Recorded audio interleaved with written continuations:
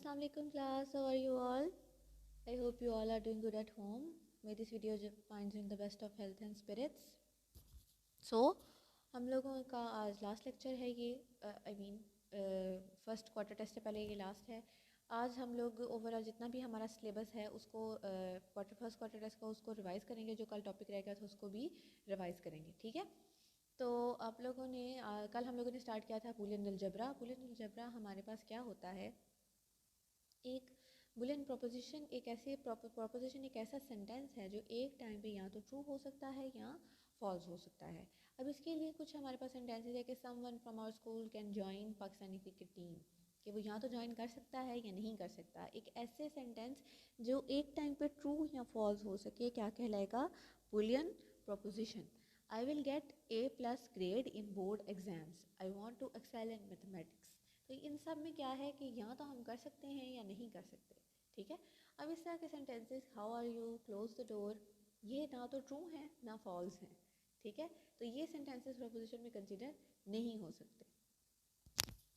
अब हमारे पास क्या है कि अगर प्रोपोजिशन है, एक प्रोपोजिशन है, तो हम उसको एक वेरिएबल के तौर पे शो कर सकते हैं और उसके ऊपर हम फंक्शंस भी अप्लाई कर सकते हैं। मतलब I want to play chess, I play chess, ये एक प्रोपोजिशन है। I want to excel in mathematics, ये दूसरी प्रोपोजिशन है। अगर मैं चाहूँ तो मैं इनको ऐड कर सकती हूँ, ऐसे ही है ना। तो हमारे पास क्या है, हमारे पास जो डाटा होता है हम इसको किस फॉर्म में रखते हैं, बुलियन प्रोपोजिशन की फॉर्म में कोशिश होती है कि हम उसको रखें और ताकि हम इसके ऊपर डिफरेंट वैल्यूज़, डिफरेंट जो फंक्शंस हैं वो परफॉर्म कर सकें, ठीक है। इसके बाद हमारे पास ट्रूथ वैल्यूज़ है। ट्रूथ वैल्यूज़ में अगर किसी भी एक चीज़ का एक टाइम पे ट्रू होना या फॉल्स होना, ये उसकी ट्रूथ वैल्यू कहलाता है, ठीक है। अब ये उसकी ट्रूथफुलनेस या पॉजिटिव पे डिपेंड करता है कि उसको ट्रूथ वैल्यू मिलेगी या फॉल्स वैल्यू मिलेगी। मीन्स कि अगर Islamabad is the capital of Pakistan, ये एक स्टेटमेंट है, तो अगर तो ये ट्रू है, तो अगर ये वैल्यू वाकई ही ट्रूथ है तो उसको ट्रू वैल्यू मिल जाएगी, और अगर ये फॉल्स है तो उसको फॉल्स वैल्यू मिल जाएगी, ठीक है। मतलब 1+1=2, तो इट मीन्स कि 2 जो है हमारा 1+1 जो एक स्टेटमेंट है हमारे पास वो ट्रू है। सही होगी बात। अब नेक्स्ट है हमारे पास लॉजिकल ऑपरेटर्स। ये हम लोगों ने कल भी स्टडी किया था, इसको और फिर एक दफ़ा देख लेते हैं, इंपॉर्टेंट है बेटा ये।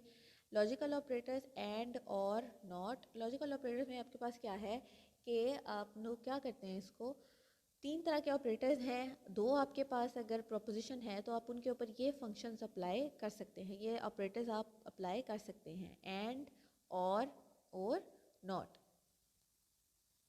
ठीक हो गया। अब क्या है हमारे पास कि एंड में आप क्या करते हैं, एंड ऑपरेटर में आप डॉट इस्तेमाल करते हैं और क्या करते हैं, जो भी दो वेरिएबल्स मौजूद होते हैं उनको आपस में आप मल्टीप्लाई करते हैं, ठीक है।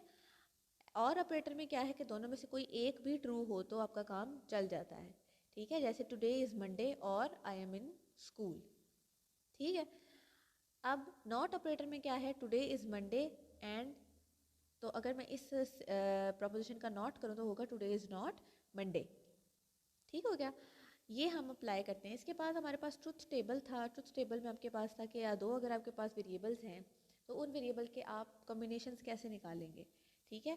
आपने P एंड Q फाइंड करना है दो वेरिएबल्स का, तो आप कैसे करेंगे, दो वेरिएबल 2 करेंगे, जितने वेरिएबल्स उतनी ही 2 की पावर आप लगाएंगे और आपको पता चल जाएगा जो आंसर आएगा उतने आपने कॉम्बिनेशंस बनाने होंगे, ठीक है।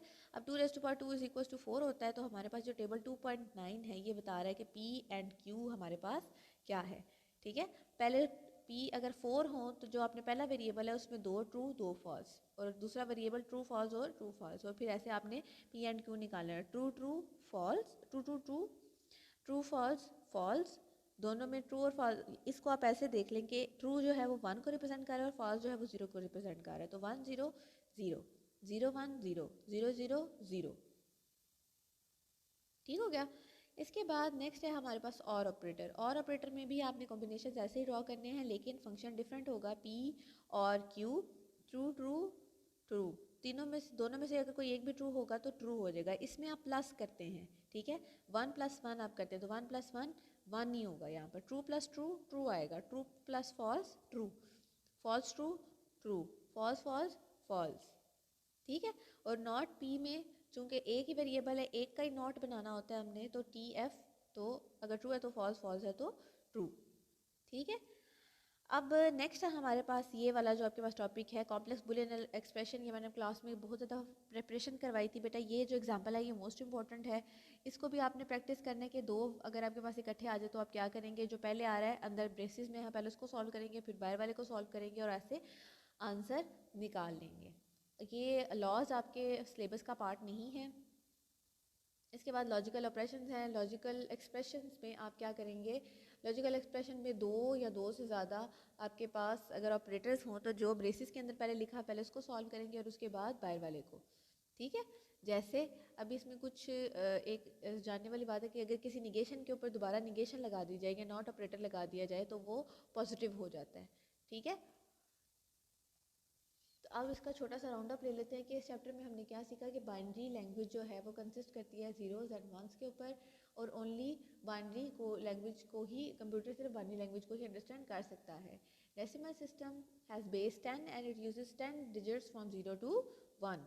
ठीक है, hexadecimal system has total 16 number 0 1 2 3 4 5 6 7 8 9 and A to F। Computer memory is a physical device capable of storing information temporarily और परमानेंटली। ठीक है, कि वो टेम्परेरीली भी डाटा स्टोर कर सकती है और परमानेंटली भी से स्टोर कर सकती है। A device which holds the data as long as it has power supply connected to it and loses the memory when there is no power supply connected to it is called volatile और temporary memory. ठीक हो गया।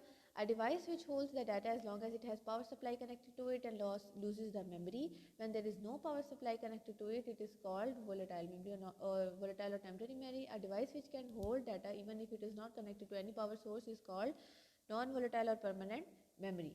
A storage device is a hardware device that is used for storing, porting and extracting data. Boolean states either can be true or false. ये हमारे पास था। A truth table is used to show whether the statement is true or false.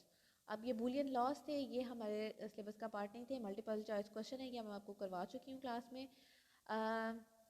ये आपके syllabus का part हैं और ये जो बेटा ये क्वेश्चंस हैं ये भी मैंने आपको करवाए थे क्लास में। फिलिंग द ब्लैंक्स, ये कन्वर्जेंस, ये आपने सब ज़रूर करनी है। कन्वर्जेंस तो आपको साथ साथ भी करवाई थी लेकिन आपने इनको अभी भी कन्वर्ट करना है। ये जो दो क्वेश्चन है ये मोस्ट इंपॉर्टेंट है, इनमें से क्वेश्चन आ सकता है। ठीक है, एक्सरसाइज वाले क्वेश्चन बहुत इंपॉर्टेंट होते हैं। ठीक हो गया, तो आप लोगों का ये चैप्टर कंप्लीट हो गया। आप चैप्टर नंबर 1 और चैप्टर नंबर 2 का इंशाल्लाह ताला कल टेस्ट होगा। बच्चे इसको बहुत अच्छे से अटेम्प्ट करना है। अपने वीकली टेस्ट की फाइल्स में आपने उसको देना है और उसको 1 घंटे के अंदर अंदर कंप्लीट करना है और चीटिंग नहीं करनी। ओके, अपना भी ध्यान रखें बेटा और अपने जुड़े लोगों का भी। अल्लाह हाफिज़।